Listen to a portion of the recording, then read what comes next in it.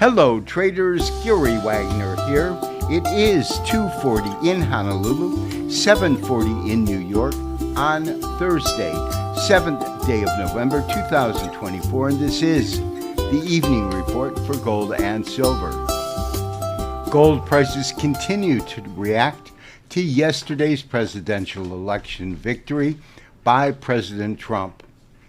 Economists, analysts, investors, and traders have been laser focused on how the next president will impact the lives of American citizens as well as global citizens alike. On top of that, the Federal Reserve convened its November FOMC meeting and announced, as expected, a 0.25% rate cut to the Fed funds rate, effective immediately. Today's rate cut follows the enacting of a jumbo 50-point rate cut in September. It is widely expected that they will cut rates yet one more time this year by 25 basis points in December.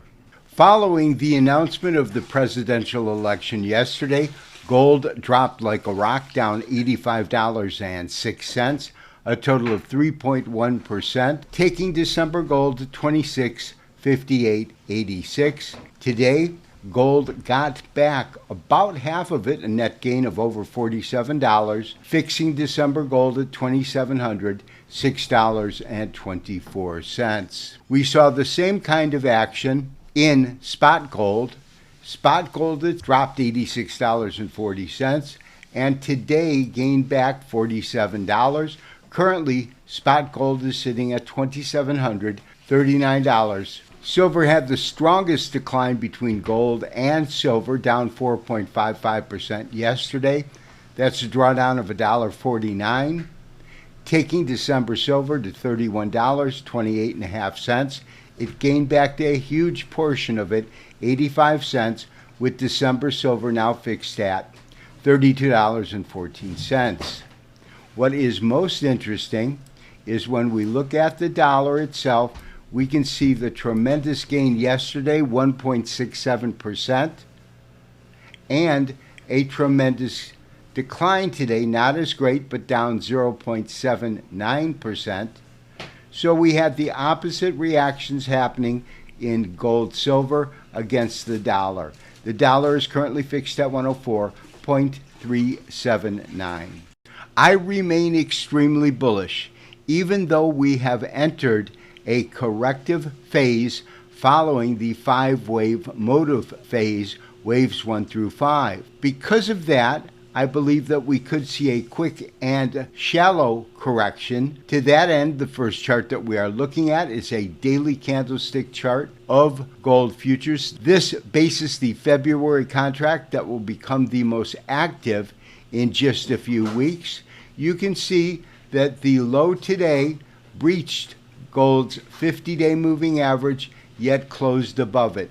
On both days, there wasn't major technical chart damage according to the moving averages, and they remain in full bullish demeanor, with the 50-day above the 100-day, both above the 200-day moving averages. We are looking at a December gold futures contract with our Elliott wave count, as well as a Fibonacci retracement, as we talked about yesterday. The retracement itself begins at the beginning of wave 1. That occurred on Friday, June 28th, and concludes at the all-time record high that came in just a few days ago, the first day of November. The way that we are labeling our Elliott wave count impulse phase is wave 1, wave 2, wave 3, wave 4, and then our final primary 5th wave.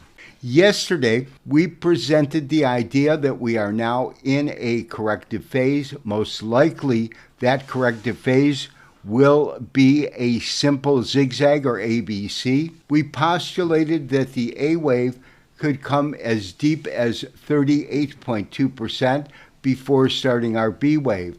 On today's show, I want to present a different model. I believe that there's a high probability that we could actually see this wave currently in play, the A wave, have concluded. And the reason that is because it has broken below the 23.6, and is at a logical support level, the 50-day moving average. And if that is the case, meaning this first A wave will find support at the 50-day moving average, we want to calculate where the upside counter trend B wave would go. And to do that, I've created a Fibonacci retracement from 0 at the bottom to 100 at the top, and it would look something like this. We would look to see our A terminate roughly at the area that is. From there, gold would rise anywhere between 50%, $2,724, up to 75%, $2,761, completing the B wave, which would make it logical that our zigzag pattern or flat would be a regular zigzag, because now we could get a lower C wave than the A wave, and gold would only have to trade as low as the 38.2% Fibonacci retracement. All things being equal, I believe that once the clock restarts, we will once again go into a bull count, meaning a total of 5 impulse waves, 1, 3, and 5 moving higher, 2 and 4 moving lower.